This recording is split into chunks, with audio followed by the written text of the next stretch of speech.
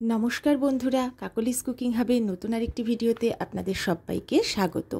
আজ আমি মুসুরির ডালের একটা অসাধারণ আর স্বাস্থ্যকর রেসিপি আপনাদের সাথে শেয়ার করছি। অপূর্ব স্বাদ আর গন্ধের এই ডাল আপনারা কিন্তু মাত্র 10 মিনিটেই বানিয়ে নিতে পারবেন।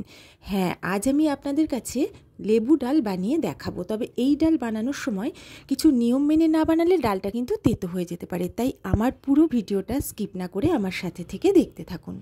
এখানে আমি নিয়ে নিচ্ছি 1 কাপ মুসুরির ডাল। এই ডালটা রান্নার ক্ষেত্রে মুসুরির ডাল দিয়ে করলেই ভালো হয়, তবে একান্ত না থাকলে মুগের ডাল দিয়েও করতে পারেন।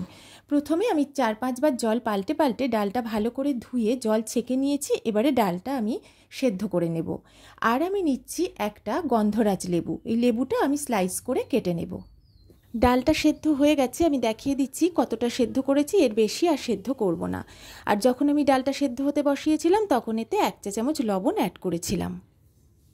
এবারে গ্যাসে একটা কড়া বসিয়ে দিয়ে আমি এর মধ্যে দিয়ে দিচ্ছি 1 টেবিল চামচ সর্ষের তেল। এই লেবু ডাল সর্ষের তেলে রান্না করলেই কিন্তু স্বাদটা বেশি ভালো হয়। এবারে আমি এর মধ্যে ফোড়ন দিচ্ছি 1/2 চা চামচ রাঁধুনি, 1/2 চা চামচ কালো সর্ষে আর একটা শুকনো লঙ্কা।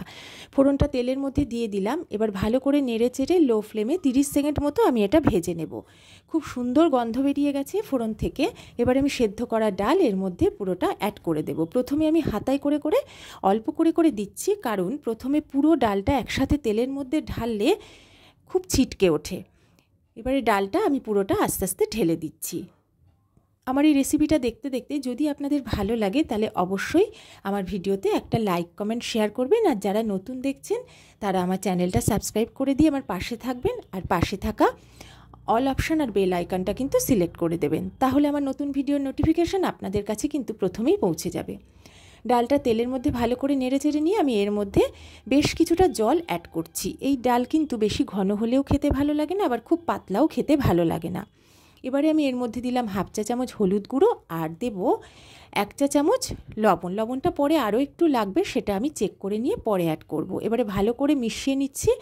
এবার হাই ফ্লেমে ডালটা আমি বেশ কিছুক্ষণ সময় নিয়ে ফুটতে দেব। বেশ কিছুটা সময় নিয়ে হাই ফ্লেমে আমি ডালটা ফুটিয়ে নিলাম। লবণটা চেক করে নিয়েছি, অল্প একটু লবণ আমার অ্যাড করতে হয়েছে। আর ডালের স্বাদটাও কিন্তু এখন ঠিকঠাক এসে গেছে। ডাল রান্নার ক্ষেত্রে একটা ছোট্ট টিপস যেটা আমি মায়ের কাছ থেকে শিখেছিলাম, আমি সবসময় ফলো করি। ডাল রান্নার সময় হাই ফ্লেমে ফোটাতে হয় আর মাঝে মাঝেই ভালো করে একটু নেড়ে চেড়ে দিতে হয়, তাহলে ডালের স্বাদটা ভালো আসে। গ্যাসের ফ্লেমটা আমি একদম লো করে দিলাম। দেখুন, 2টো লেবু পাতা নিয়েছি। এই পাতা দুটো আমি ভালো করে কুচি করে নিয়ে ছোট ছোট করে আমি ডালের মধ্যে দিয়ে দিচ্ছি। এই ডালটা রান্না করে একবার খেলে এই প্রচণ্ড গরমে এই ডাল ছাড়া অন্য রকম কোনো ডাল খেতে কিন্তু একদম ইচ্ছা করবে না। লেবু পাতাটা দিয়ে ভালো করে একটু মিশিয়ে নিলাম। আর গ্যাসের ফ্লেমটা কিন্তু আমি সাথে সাথেই অফ করে দিলাম। গ্যাসের ফ্লেমটা অফ করে দিয়ে এইভাবে ডালটা অল্প কিছুক্ষণ আমি একটু রেখে দেব, যতক্ষণ পর্যন্ত না এর এই প্রচণ্ড যে একটা গরম ভাব সেটা কমে আসে।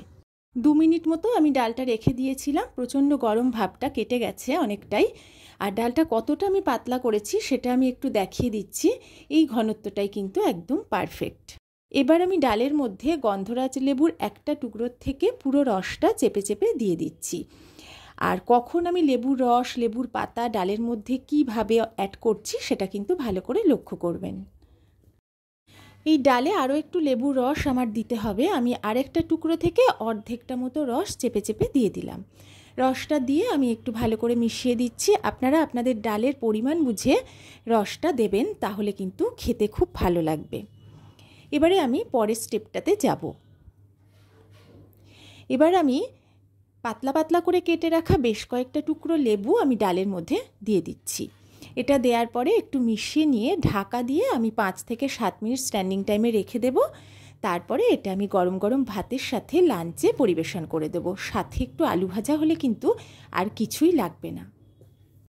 5-7 মিনিট ঢাকা দিয়ে রাখার পরে ঢাকাটা আমি তুলে নিলাম। অপূর্ব সুন্দর গন্ধ বেরিয়েছে। অবশ্যই আমার মতো করে টিপসগুলো ফলো করে বাড়িতে বানিয়ে দেখবেন। আমার মতোই আপনাদেরও ভীষণ ভালো লাগবে। আর শেষেও আমি একটা খুবই গুরুত্বপূর্ণ টিপস দেব, যেটা অবশ্যই আপনারা ফলো করবেন। যদি ডালটা রান্না করার পর সাথে সাথেই আপনারা খান গরম অবস্থায়, তাহলে লেবুর টুকরো বা পাতাগুলো যেমন আছে তেমনই থাক, কোনো অসুবিধা নেই। কিন্তু যদি মনে করেন যে অনেক পরে খাবেন, তাহলে অবশ্যই কিন্তু লেবুর পাতা, লেবুর এই টুকরোগুলো সরিয়ে ফেলবেন, তা না হলে কিন্তু ডালটা তেতো হয়ে যাবে। গন্ধরাজ লেবু দিয়ে ডাল আমার একদম রেডি হয়ে গেছে। আমি একটা অন্য পাত্রে ঢেলে নিচ্ছি। যদি আমার রেসিপিটা ভালো লাগে অবশ্যই বাড়িতে বানিয়ে খেয়ে আমাকে জানাবেন কেমন লাগলো। সবাই ভালো থাকবেন, সুস্থ থাকবেন।